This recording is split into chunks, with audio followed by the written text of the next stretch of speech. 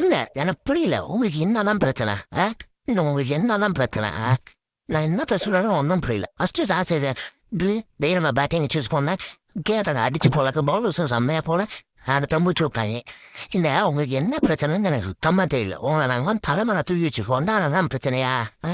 இல்ல ஒரு 2 bowler 3 bowler இவங்களை வச்சு மட்டுமே ஒப்பத்திட்டு இருக்கீங்க. உங்களை நாங்கள் இப்படி தலைமையில தூக்கி வச்சது மட்டும்தான் பிரச்சனை. நான் இல்லையா ஒரு பேட்டிங்கு சும்மா கட்டளையாவது சுத்தணும்னு இல்லை. டெஸ்ட் மாதிரி சிங்கிள் தட்டி ஆடிட்டு இருக்காங்க. பார்க்குறவங்களுக்கு தூக்கம் வளர்க்குற ஆடி எப்பா முடியல. வரம் போகிறவெல்லாம் கலைஜா என்ன ஏதுன்னு தெரியாதவெல்லாம் கலைஜா இப்படியே ஆடிட்டு ஒன்றும் நான் சொல்கிறது கிடையாது. எப்பா இன்னும் யங்ஸ் நிறைய பேர் இருக்காங்க. அவங்க வாய்ப்பு கொடுத்தானே இந்த சௌத்ரிலாம் வாய்ப்பு கொடுக்குங்கய்யா.